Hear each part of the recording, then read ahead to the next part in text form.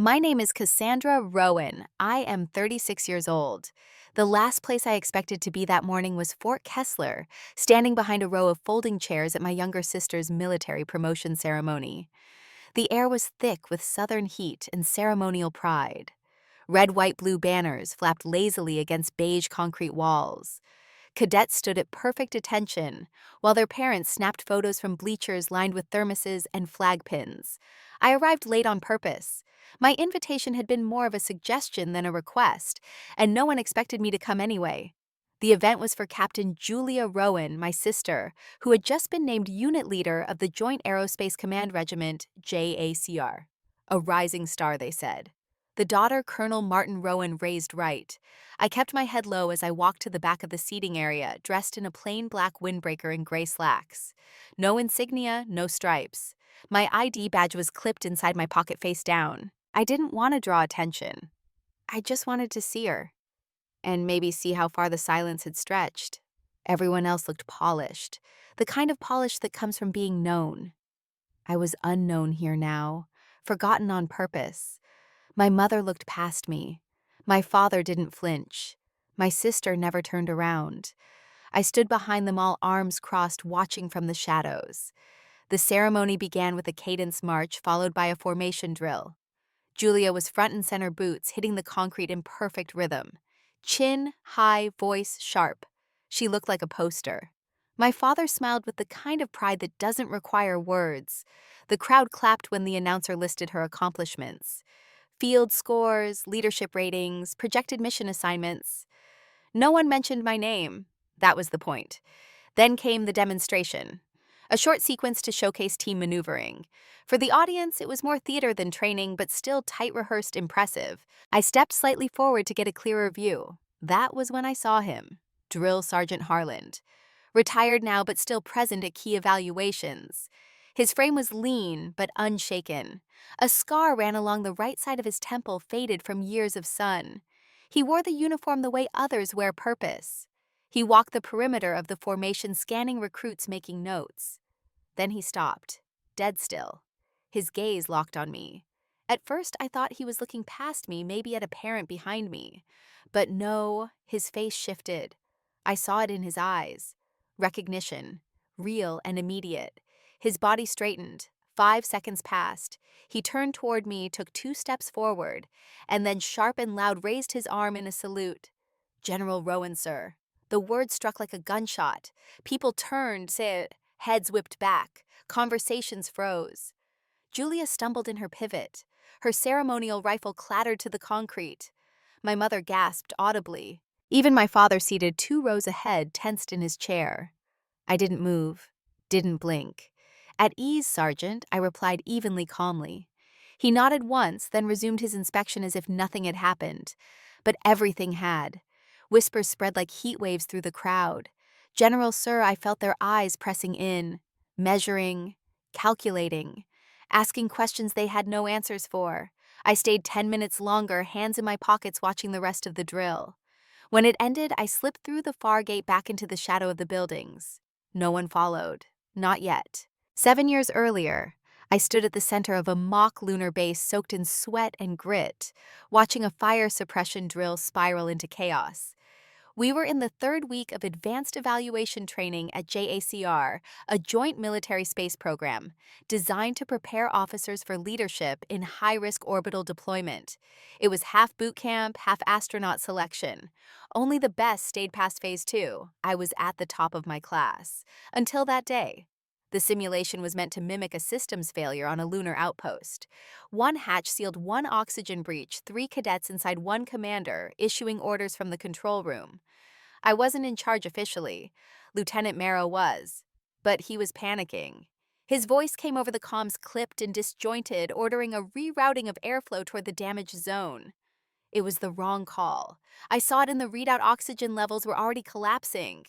If the order went through, the 3 cadets trapped inside wouldn't make it. I toggled my mic. "Abort that override. We need to redirect power to the containment unit," Marrow barked back. "Stand down, Rowan. Follow protocol." But I didn't.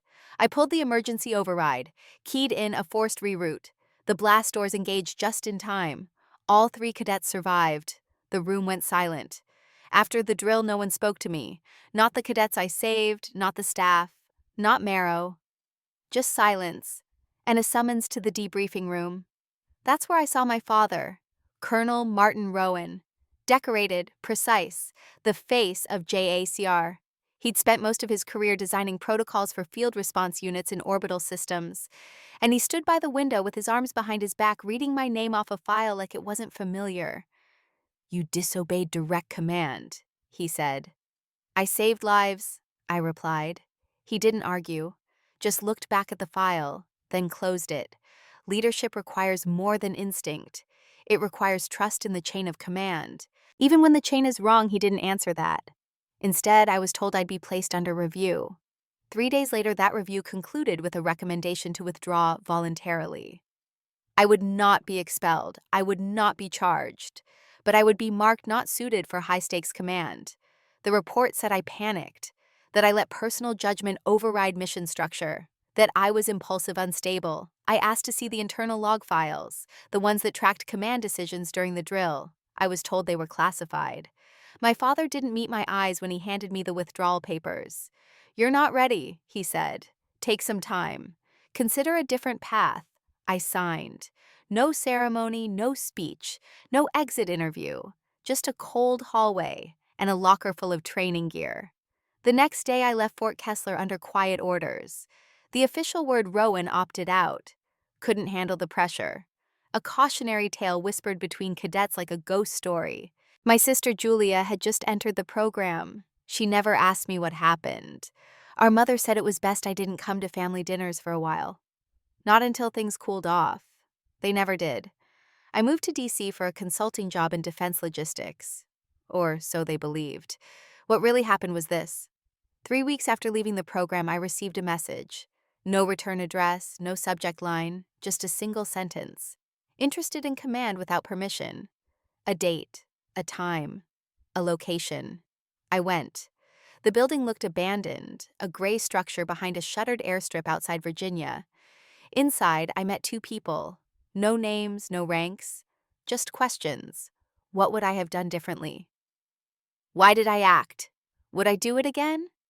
I told the truth, that I didn't need permission to do what was right, that the mission wasn't the priority the people were, that systems fail, but instincts don't.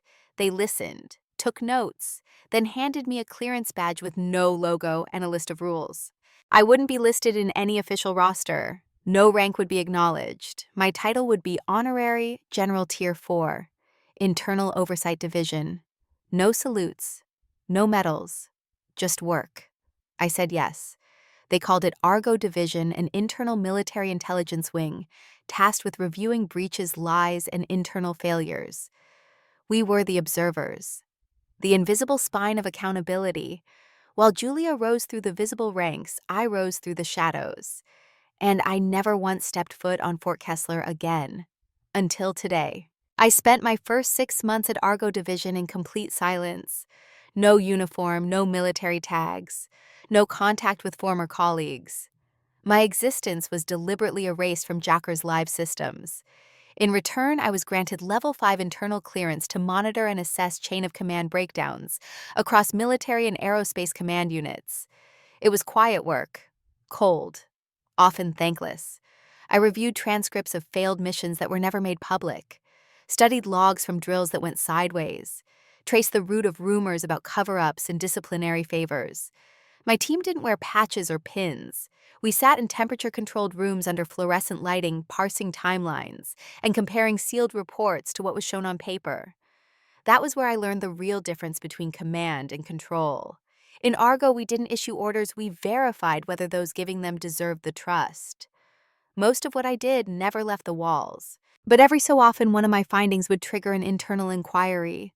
Officers reassigned without notice, comm logs restructured, recommendations passed quietly up the ladder without signatures. Some might call it a shadow network.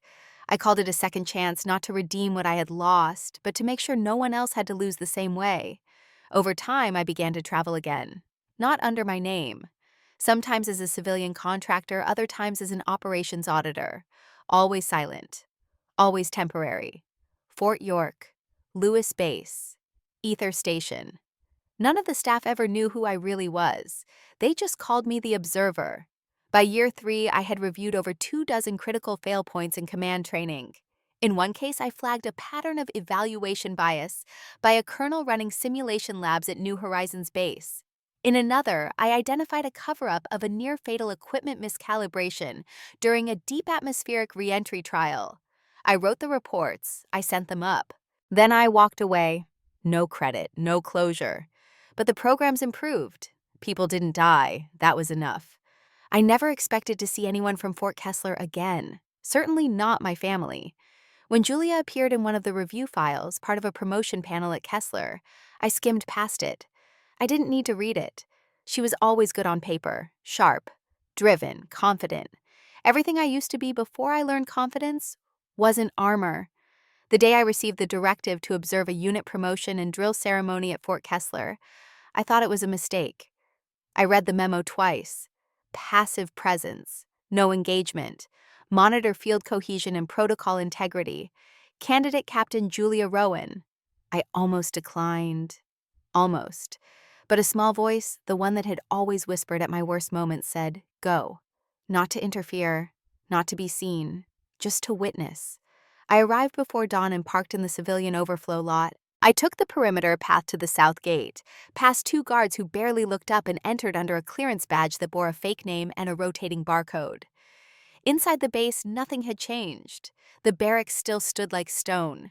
The drill yard echoed with cadet chants and boot strikes. The observation deck had new railings, but the concrete underfoot still bore the scuffs of training rifles dropped in panic. It felt like visiting a memory that never fully ended. I didn't go near the main office, didn't look toward the officer housing where my parents once lived. Instead, I found the assigned bleacher section, stood at the back, and waited. When Julia stepped onto the field in full dress uniform, she looked every inch the leader they always wanted. She stood like she belonged there. And maybe she did. I didn't come to compete with her. I came to remember who I was before someone told me I wasn't enough. And that's when it happened. That moment, that flash, when Drill Sergeant Harlan saw me. When his body shifted. When his arm raised in salute and the name I hadn't heard in years left his lips. General Rowan. Sir. He didn't question it. He didn't hesitate. He just saw me not as the failure they told the world about, but as the truth no one could bury. In that single gesture, every invisible year I had spent in silence felt recognized. It wasn't about pride. It was about being seen fully, quietly, for what I had become. After the drill, I didn't approach him, didn't speak to Julia, didn't wait to be confronted. I walked back out the way I came past the perimeter fences and the sensors that had once tracked my every move. Inside my coat pocket, my secure device buzzed once. A message from Argo Command, report field anomaly, flag name event. I typed a single word in reply. Acknowledged. I didn't go back to Fort Kessler the next day. There was no need. The base's internal chatter was already exploding. My secure relay flagged a 270% spike in encrypted messaging across the junior officer network. Keywords included Rowan General, Observer, and Salute. The ripple effect had started. I stayed off the grid, didn't check public channels, didn't log into my personal terminal. Instead, I let the silence stretch. It always reveals more than noise. By the second evening, I received an encrypted ping from the internal Argo relay. Not a directive, not an alert, just a soft red flag. It simply read, exposure point triggered, passive mode maintain, no engagement. Translation: don't interfere, but don't disappear either. I stayed in my quarters 2 hours outside the base. No one knew I was there, not officially, but they felt it. It wasn't until the 3rd day that I decided to return, not for the mission, for her, Julia. I wasn't sure what I expected, coldness, confrontation, or nothing at all, but I needed to see what came next. This time I walked through the main gate, no disguise, no cover badge. I used my actual clearance. The guard scanned it, once looked up sharply, then waved me through without a word. Inside, the air was different. It always changes after a secret slips. People stood taller but looked over their shoulders. Whispers curved around corners. Conversations trailed off when I passed. The buildings hadn't changed, but the way they echoed had. I passed cadets doing PT. A few glanced my way. None spoke. By the time I reached the officer's mess, I wasn't sure why I'd come this far in the open. But then I saw her, Julia, standing at the edge of the walkway near the barracks alone, arms crossed. She didn't look surprised, just steady, like she'd been waiting. I approached without words. She didn't move. After a moment, she said, "You were there." I nodded. "You didn't say anything. You didn't look at me. I wasn't sure it was you. And now I'm still not sure what to believe." I wanted to say something easy. I didn't.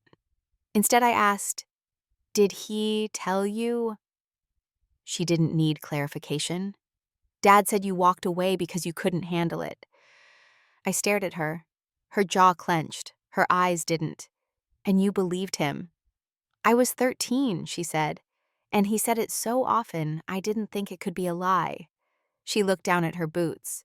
"But when Sergeant Harlan saluted you, no one told him to do that." "No," I said. "He just remembered who I was." There was a pause. Not awkward, just heavy. Julia finally looked up. "What are you doing here? I don't know yet." "Are you going to stay? I didn't come to reclaim anything." Then why I shrugged, to see how much had changed, and how much hadn't. She didn't speak again. Neither did I. We stood there under the weight of 7 years, and the quiet between them. The base kept moving behind us, but the ground beneath us was starting to shift. The salute didn't go away. It followed me like an echo everywhere I walked on base. I saw the aftershock in motion. Cadets glancing up from drills. Instructors whispering just out of earshot. A few tried not to stare. Most failed. It wasn't the gesture itself. It was what it meant someone in the shadows had rank. Real rank. And no one had seen it coming. Especially not Julia. 2 days after the ceremony, she filed a request through the internal chain to review visitor access logs. It was flagged and blocked before it reached the admin terminal. Argo's firewall swept it aside quietly. She didn't ask me about it, but I knew she would. Instead, she kept her distance. Until the third morning. I was sitting alone near the South Obstacle Course, pretending to read a field tactics manual. The book was blank inside a cover disguise for my analysis slate. I wasn't logged into anything critical, just running passive sweeps on internal comms for signs of escalation. Julia walked up without sound. I looked up. She didn't sit, just stood there like she wasn't sure how long she'd stay. "Why did he do it?" she asked. It took me a moment to realize she meant Harland, because he knew I said, knew what that I never really left. Not the way they said. She looked off toward the range. A group of cadets were struggling through a timed crawl. "He trained me too," she said quietly. "Said I had good instincts. But I never heard him use a title like that, not even for senior command. He doesn't salute for politics." She nodded once, then turned back to me. "Are you going to tell me what's going on? Do you really want to know?" She hesitated. "I'm not sure, because knowing means everything shifts." "I know, no turning back. I'm tired of pretending the story I was told makes sense." I studied her face. She still looked like the younger sister I used to pull from ditches and tree branches, but her voice was different now. Steel behind the uncertainty. I reached into my coat and pulled out a small black binder. It looked like a regular operations log. She took it from my hand slowly, like it might burn. "What is it?" "Something I gave you last year," I said, "disguised as leadership training material." She frowned. "I never read it." "You did. 2 nights ago. On a tablet not authorized for internal access. It triggered a tripwire." Her jaw tightened. "I wasn't trying to break anything." "I know, but you opened the door." "And what was on the other side?" I didn't answer. "Not yet." She turned the binder in her hands, eyes scanning the edges. "You left this with me on purpose." "Yes, because you knew I'd start asking questions. Because I hoped you would."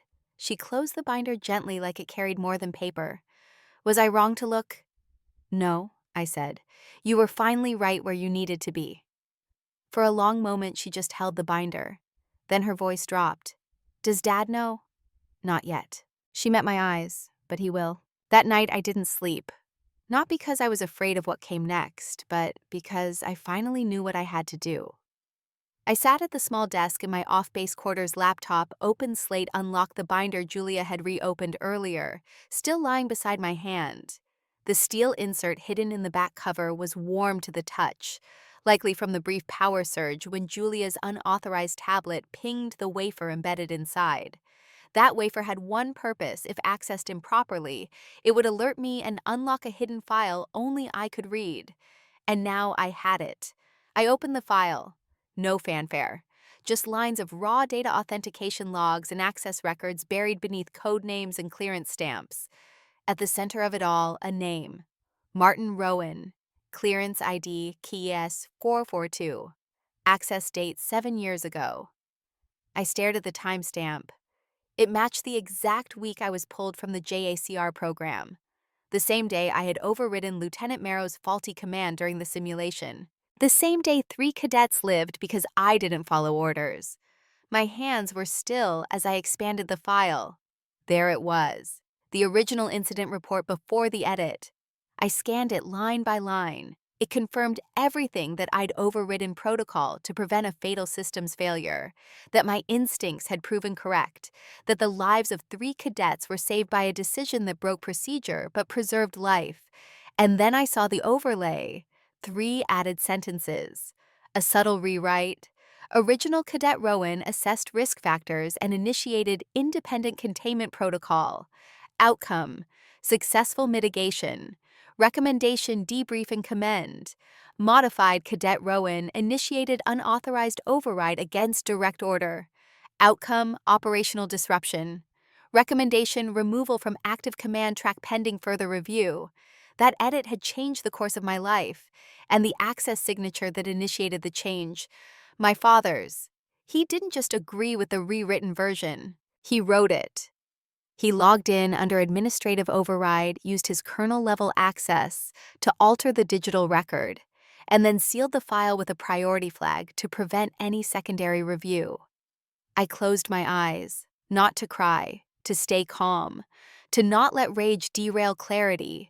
He had rewritten the truth to protect the command system, maybe even to protect his own credibility. Letting his daughter be marked as a failure was easier than letting his team look fallible. He didn't punish me to teach a lesson. He erased me to preserve an illusion. I opened a fresh document and began compiling the timeline. Access logs, file hashes, original metadata, clearance stamps, file restoration commands. Every detail. Cold, verified, unemotional. This wasn't about revenge, not for me. This was documentation. By the time the sun cracked through the window, I had over 20 pages of proof. It was irrefutable, digitally signed, unaltered. I encrypted the folder and sent it through a secure channel to Argo Command's oversight group. Then I slid a physical copy into a sealed envelope and placed it inside my locked case. 1 hour later, I received confirmation: intake complete. Case assigned Rowan Echo 7. Preliminary review status. Escalation required. Response protocol awaited. I didn't call Julia. She would feel it, the way I had felt it. Some truths don't need to be announced. They vibrate under the skin. I stood up, stretched my arms, and stared at the wall across from my desk. For the first time in 7 years, I knew the whole story, and now so would he. Julia showed up at my door just after dusk. No knock. Just the faint scrape of her boots on the concrete outside, the sound of someone who knew they didn't need an invitation. I opened the door and stepped aside. She walked in slowly, binder in hand, shoulders, stiff eyes, hollow but focused. She didn't sit, didn't speak. Instead, she placed the binder on the counter between us like it was evidence. Then she looked up. He never told me she said. I didn't answer. I didn't need to. I asked him, she continued. After I left you, I went to his quarters. I asked if what you said was true. Her throat moved like it hurt to speak. He didn't deny it. Of course he didn't. Julia stared at the wall behind me, but I knew she wasn't seeing it. She was seeing something else. 7 years of belief collapsing quietly behind her eyes. He said it was necessary, she whispered, that the report would have endangered the chain of command, that keeping it quiet was for the good of the program. She laughed once, short and dry. Those were his words, for the good of the program. I stayed silent. Let her say it. Let her choose what to keep and what to burn. Julia looked at me again, something fragile breaking through the steel. All this time, I thought you just walked away. I thought you couldn't take it. I thought I had to work twice as hard to make up for your failure. You didn't, I said. But I did. I became what he wanted. I followed every rule. I took every assignment. I lived in his shadow and called it my standard. And now I feel like none of it was mine. She pressed her palms to the counter. Her knuckles were white. You let me believe it, she said. All those years. I nodded. I let everyone believe it, because arguing would have looked like bitterness.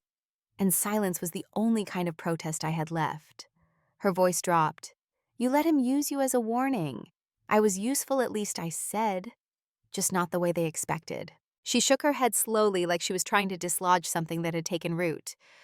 I don't know what I believe anymore, she said. Start with the part that still makes you feel something I said. She looked up again, blinking fast.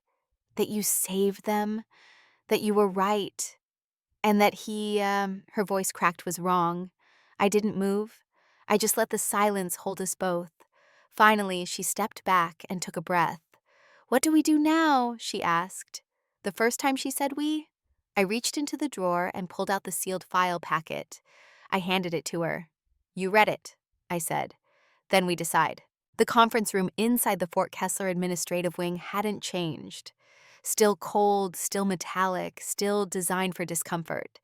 It had no windows, just a long table, 6 chairs, and a sense that the walls recorded everything, whether you spoke or not. Colonel Martin Rowan arrived exactly on time. Civilian clothes, pressed shirt, clean shave. His posture was as straight as ever. Retirement hadn't softened him. If anything, he seemed sharper now, more settled in the version of himself he had built. He looked at Julia first, nodded once, then his eyes flicked to me. Not a word. Not even a trace of recognition in his expression. We didn't wait for introductions. Julia placed the sealed folder in front of him. Her voice didn't shake. This is the original report. The one you altered. He didn't reach for it. I did what needed to be done, he said calmly. To who, I asked. To me or to the record? To the institution, he said. The report would have damaged confidence in the command structure. It would have caused scrutiny, doubt, weakness. I stared at him. You buried the truth. I preserved the mission. You sacrificed your daughter. He looked at me, still expressionless. You weren't ready for command. I leaned forward. I was command, and you knew it. He didn't answer, didn't flinch. Julia's voice was quiet when she spoke again. You let me believe she failed. She left, he replied. You stayed. That was the difference. You told me to be more like you, she said, but you were never honest. That's not what the military demands, he said. It demands control, discipline, silence when necessary. I nodded slowly. You're right. It does. But sometimes silence isn't strategy. It's betrayal. No one moved. Finally, Julia picked up the folder and looked him in the eye. I'm filing this, with or without your consent. He didn't stop her. He didn't argue. He just folded his hands on the table. No one will care, he said. There won't be a trial. There won't be a scandal. This will disappear like everything else. Julia stepped back. Maybe, she said. But we won't. I stood. So this is how your story ends, I said. Not with disgrace, not with shame, just with truth. And that's more than you gave me. I turned and walked out. Julia followed, not looking back. Outside, the sky was pale and cloudless. We didn't speak until we passed the main gate. He didn't apologize, she said. He never will. I wanted to hear it. I know. She paused, then said quietly, but I don't need it anymore. We didn't return to the base. There was nothing left for us there. 2 days later, Julia submitted a formal reassignment request out of active command, out of Fort Kessler, out of the structure that had once defined her entire path. She didn't list a reason. She didn't need to. I signed the internal approval myself. Argo Division had already cleared her for transition into oversight operations. Civilian integrated intelligence adjacent, no press, no salutes, just the work. She arrived outside Argo's DC office without a suitcase. Just a windbreaker zipped high and that quiet posture people carry when they've walked through something and come out different. We didn't talk shop. We sat across from each other at a corner cafe and watched the traffic drift past. The silence was easier now, less about what hadn't been said, more about what no longer needed to be. At one point, she reached into her bag and pulled out a small silver badge. It wasn't standard issue, no rank, no title. No, just a solid weight pressed flat against her palm. I don't want this to mean achievement, she said. I want it to mean alignment, that I saw something wrong and didn't look away. I nodded.